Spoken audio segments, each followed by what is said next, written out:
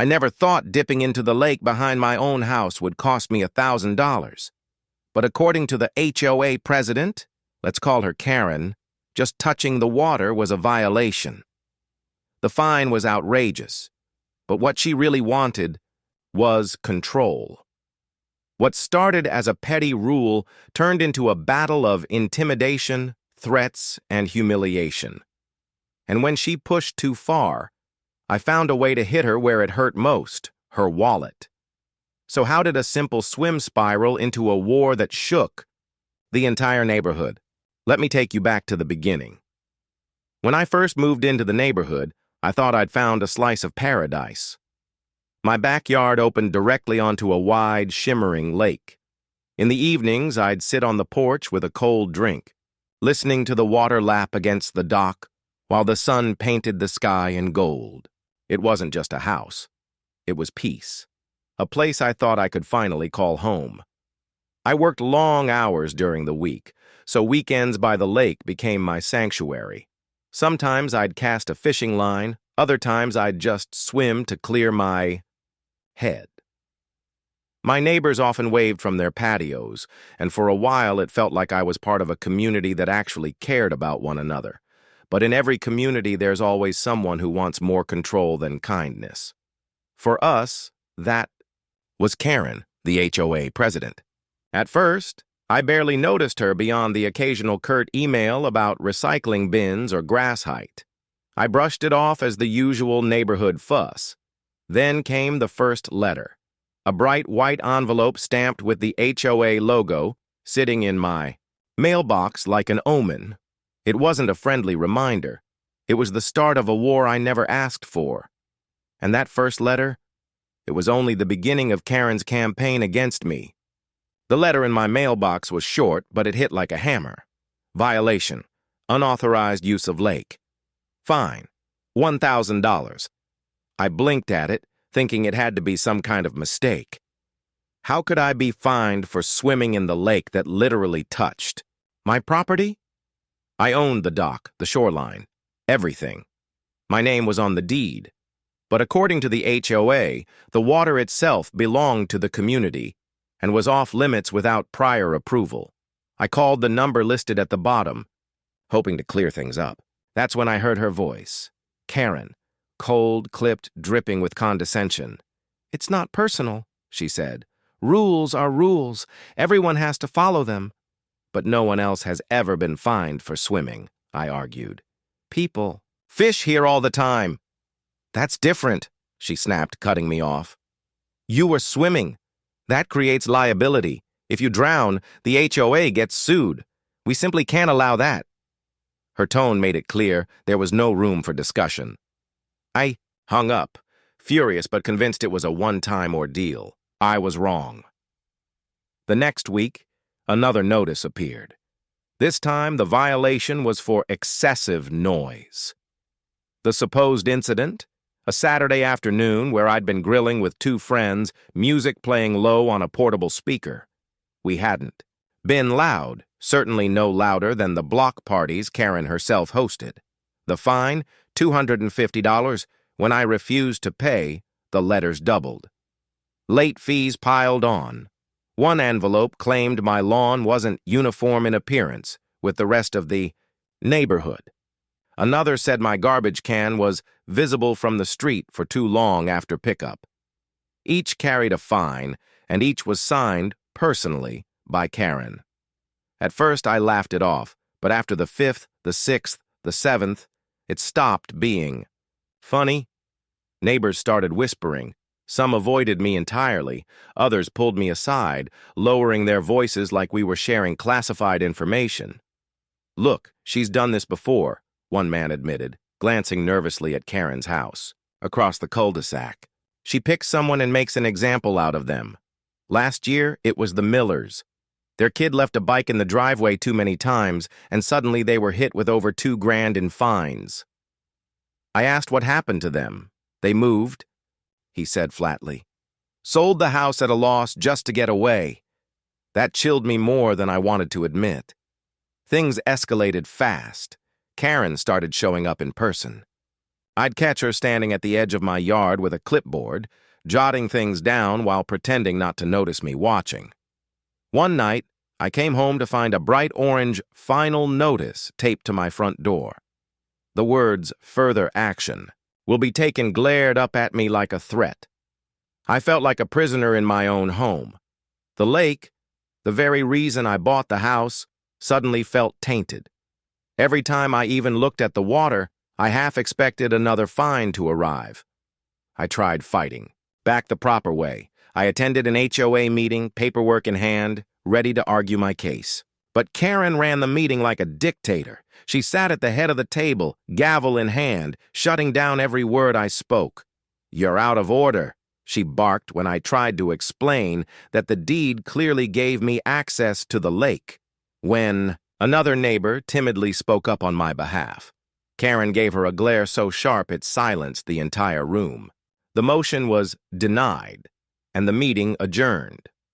By then, the fines totaled more than $3,000. Threats of a lien on my property arrived next.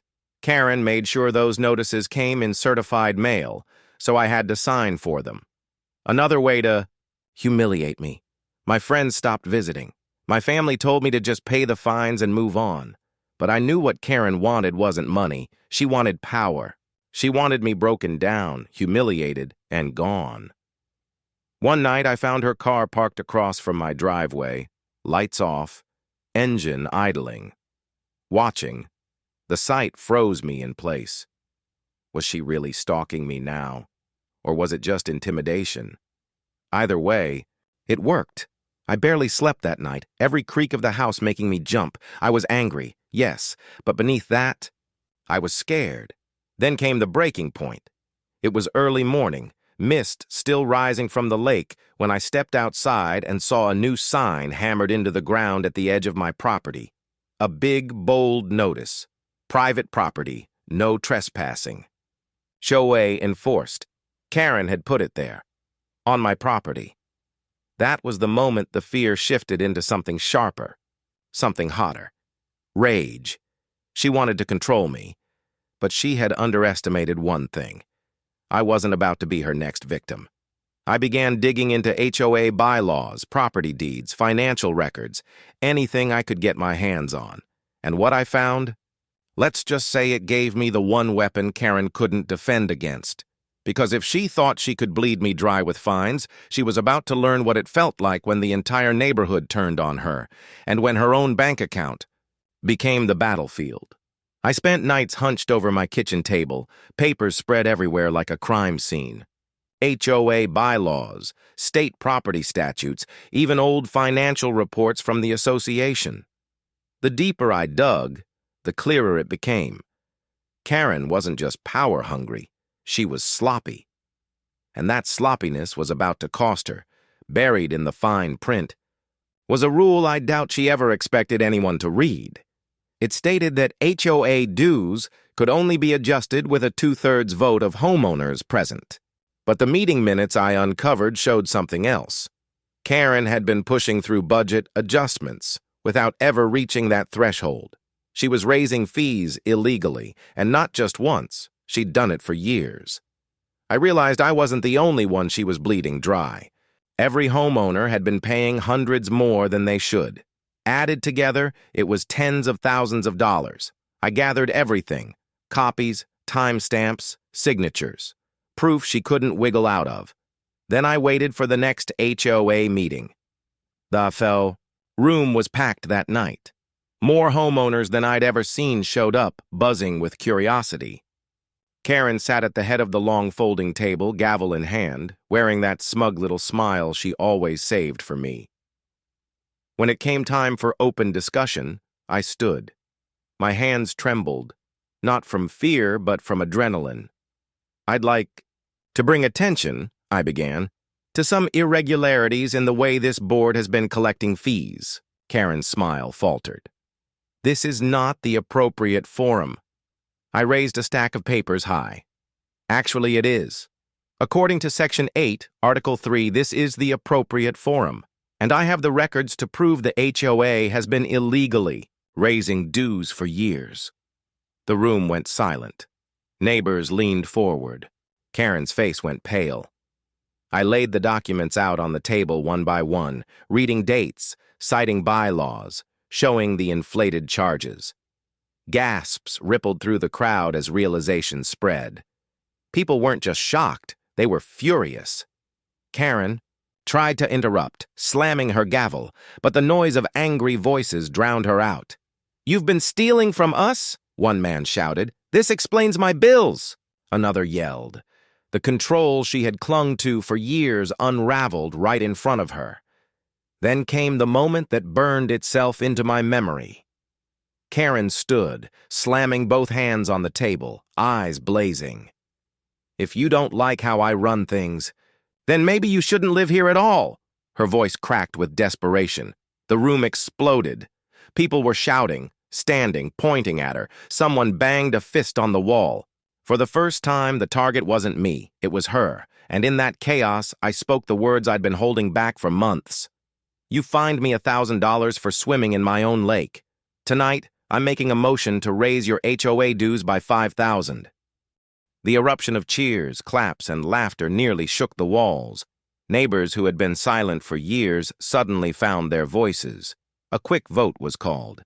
And just like that, Karen's empire crumbled. She tried to argue, but no one listened. She tried to glare, but no one looked away. For once, she wasn't the predator. She was cornered. I left that meeting with my head high, heart pounding like I'd just stepped out of a battlefield. Karen had wanted to break me. Instead, she'd awakened an entire neighborhood against her. But the aftermath of that night, well, that was something I never saw coming. In the weeks that followed that explosive meeting, everything changed. The stack of fines taped to my fridge, gone. The threats of liens, dropped. And Karen, the woman who had once stalked my property, like a hawk, suddenly disappeared from the streets. At first, she tried to hold on. She sent emails filled with excuses, claiming the vote was invalid, that my evidence was taken out of context. But no one bought it anymore. The same neighbors who once whispered in fear now stood together. They called for an emergency election, and in a unanimous vote, Karen was stripped of her role as HOA president. Seeing her face as that gavel came down, the final blow to her reign of control, was a moment I'll never forget. Life in the neighborhood slowly returned to normal. People stopped avoiding me. Some even came over with plates of cookies or beers in hand, thanking me for standing up when they couldn't. For the first time, I felt like I truly belonged. Not in Karen's HOA, but in a community that had finally woken up. And the lake felt different too. The first time I dove in again, the water was cold, sharp, almost cleansing. For months it had been a source of stress and humiliation. Now it was mine again, pure, free, and untouchable. But even with the victory, something inside me had shifted. I couldn't unsee the way power had been abused so easily. How a single person with a title and a clipboard had been able to terrorize an entire neighborhood into silence. That's what haunted me the most, not the fines, not the late nights, not even the threats.